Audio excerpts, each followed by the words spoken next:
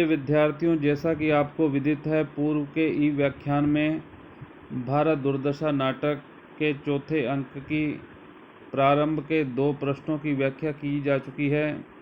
आज हम उससे आगे के प्रश्न की व्याख्या करेंगे। भारत दुर्देव के कहने पर, उसके आदेश देने पर आलस्य पात्र जो होता है वह प्रवेश करता है। अपने गुणों का बखान करते हुए वह गज़ल गाता है। उसी का यहाँ पर उल्लेख किया गया है।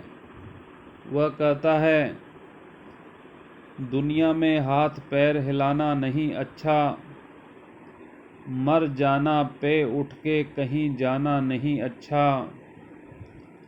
बिस्तर पर मिसले लोथ पड़े रहना हमेशा, बंदर की तरह धूम मचाना नहीं अच्छा, रहने दो जमी पर मुझे आराम यही है, छेड़ो न नक्शेपा है मिटाना नहीं अच्छा, उठ करके घर से कौन चले यार के घर तक, मौत अच्छी है पर दिल का लगाना नहीं अच्छा। प्रस्तुत अवतरण भारतेंदु हरिश्चंद्र द्वारा रचित नाटक भारत दुर्दशा के चतुर्थ अंक से अवतरित है। आलसी व्यक्तियों के गुणों की चर्चा करता हुआ यहाँ एक गजल गाकर आलसी व्यक्तियों की मनोदशा को व्यक्त कर रहा है।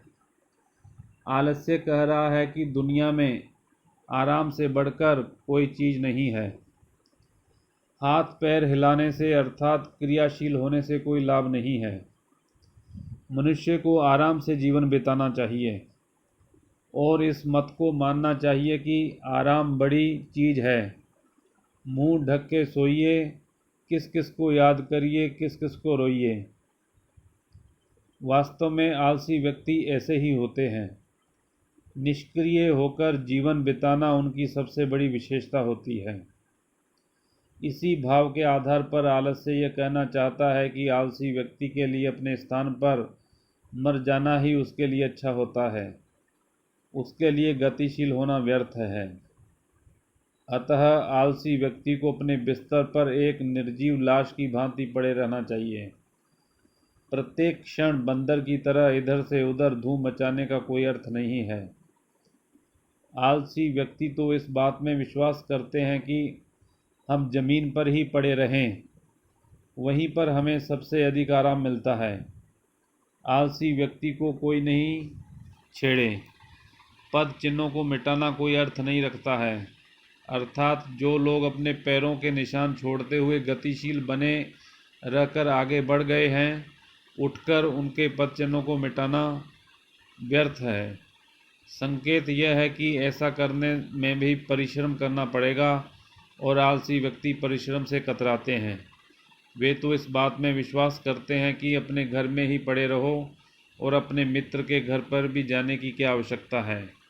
मृत्यु सबसे सुखदायी वस्तु है, किंतु मृत्यु के बदले कहीं अपना हृदय किसी दूसरे को सौंप देने का कोई औचित्य नहीं है। इसके बाद वह आगे कहता है, धोती भी पहने जब भी कोई गैर पहना दे, उमरा को हाथ पैर चलाना नहीं अच्छा,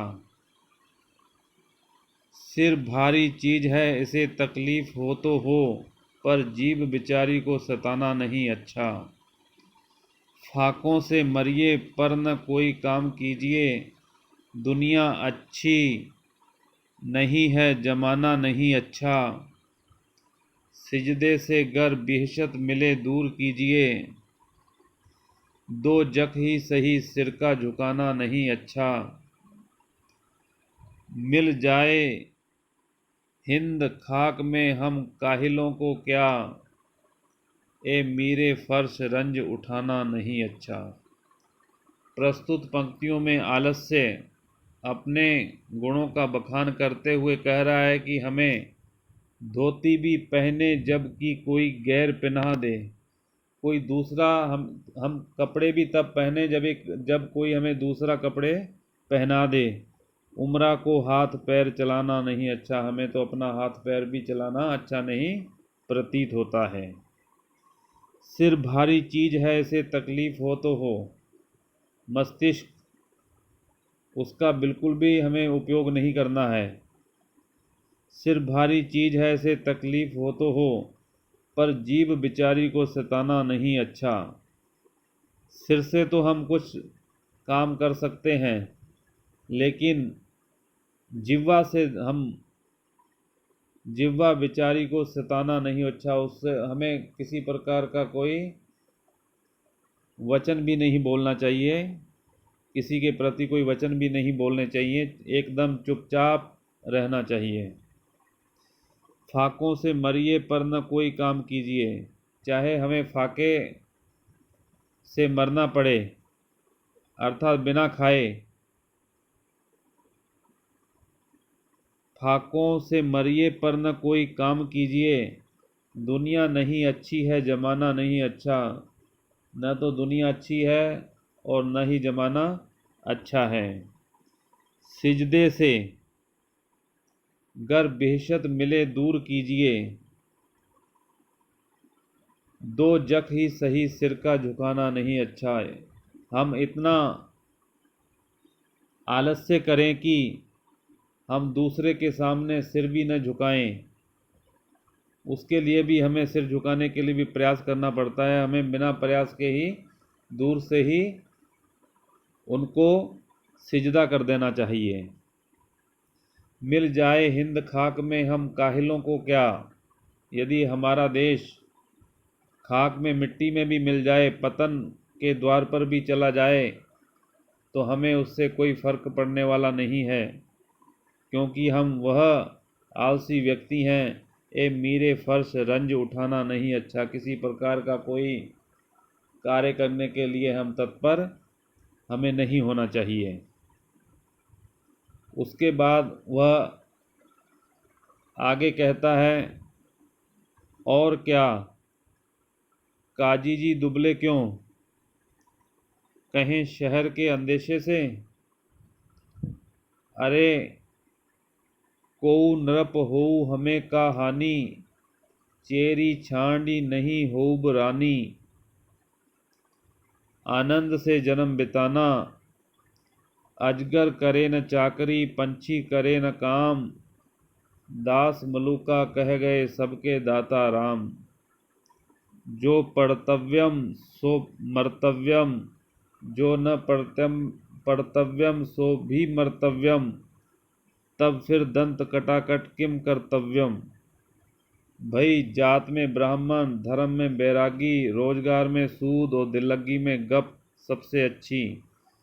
घर बैठे जन्म बिताना, न कहीं जाना और न कहीं आना, सब खाना, हगना मूतना सोना, बात बनाना, तान मारना और मस्त रहना। अमीर के सर पर और क्या सुरखाब का पर होता है। जो कोई काम न करे वही अमीर। तवंगरी बली दस्त न बमाल, दोई तो मस्त हैं या माल मस्त या हाल मस्त। भारत दुर्देव को देखकर उसके पास जाकर प्रणाम करके, महाराज मैं सुख से सोया था कि आपकी आज्ञा पहुंची, ज्यों त्यों कर यहाँ हाजिर हुआ, अब हुक्म।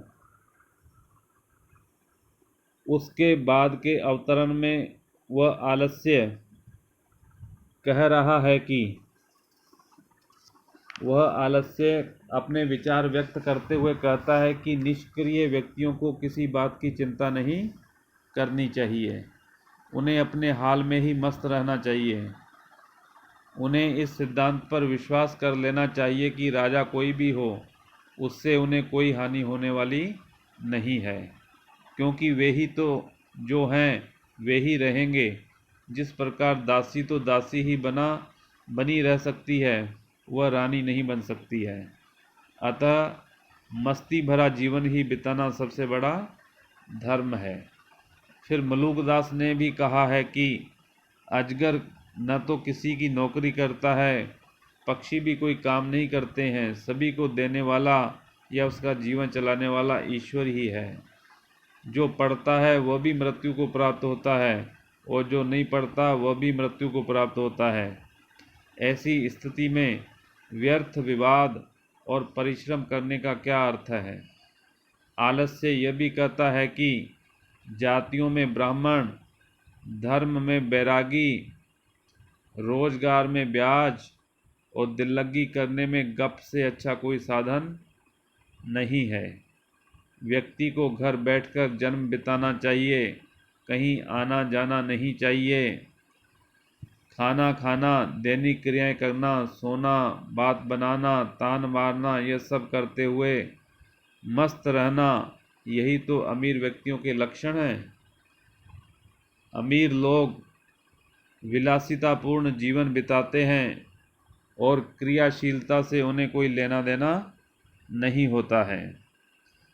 कहने का अभिप्राय वो कहना चाहता है कि अमीरी हृदय से होती है, धन से नहीं।